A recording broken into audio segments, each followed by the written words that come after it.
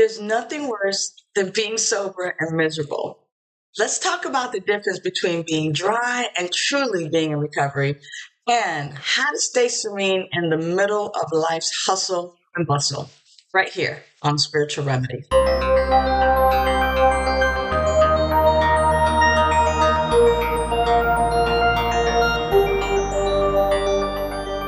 There's a difference between not drinking and truly being in recovery. My name is Sunshine Daye. Welcome back to A Spiritual Remedy. And most of us can feel that difference immediately. A dry person has stopped using substances, but the inner experience often feels the same. The mind is still loud. Life still feels overwhelming. Resentments linger. Fear runs the show. And though we may be abstinent, we are not free. We're white knuckling through life and trying to manage the world with the same thinking that drove us to drink or use. Now, someone in recovery, however, is healing something deeper. You see, recovery isn't just about what we've stopped. It's about restoring. And what are we restoring and what are we recovering? Well, I'll name just a few: our connection to a loving presence, our ability to respond rather than react, our inner sense of safety, our trust in life and in ourselves, and trust in others, and our capacity for joy and peace and presence. See, in recovery, abstinence is essential, true. It clears the channel. And fellowship is indeed vital because it reminds us that we're not alone.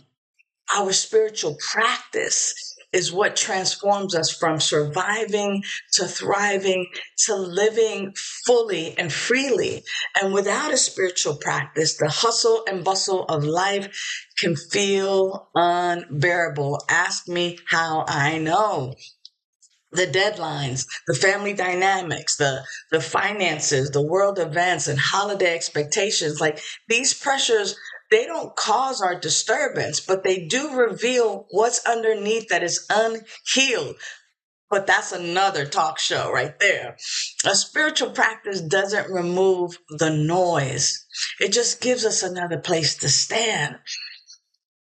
So instead of standing in fear, we learn to stand in the presence. We learn to stand in peace. And instead of standing in urgency, we learn to stand in trust. And instead of standing in old survival patterns, we stand in something greater than our own thinking.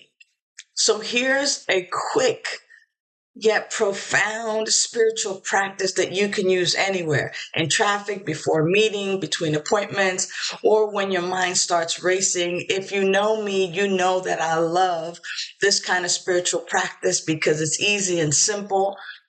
I like, you see that? The minute I put my hand right here on my chest, I exhale. It's that place of just like touching and going, okay. It just brings me back to center. So silently put your hand on your chest and say to yourself, I am here. Life is here. I allow support. I am here. Life is here. I allow support. Now, you can change the word life for God, higher power, spirit, love. I'm here. Love is here. I allow support. The idea is to pause for that moment and recognize that you're not trying to fix anything, but you are receiving. So often we're just giving, doing, human doings instead of human beings. Allow yourself to receive. I am here. Love is here. God is here. Life is here. Allow support and allow yourself to feel supported. Serenity is not something that you manufacture. It's something that you allow.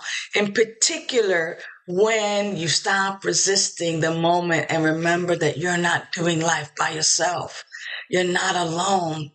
The difference between being dry and being recovery is that one is about control and the other one is really about connection. So remember, during the hustle and bustle of these days here, you don't have to do this alone.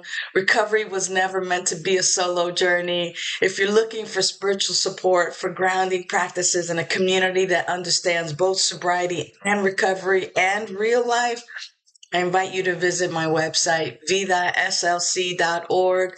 You can become a member for free and gain access to resources and teachings and ongoing support to help you live a life of clarity, connection, and peace.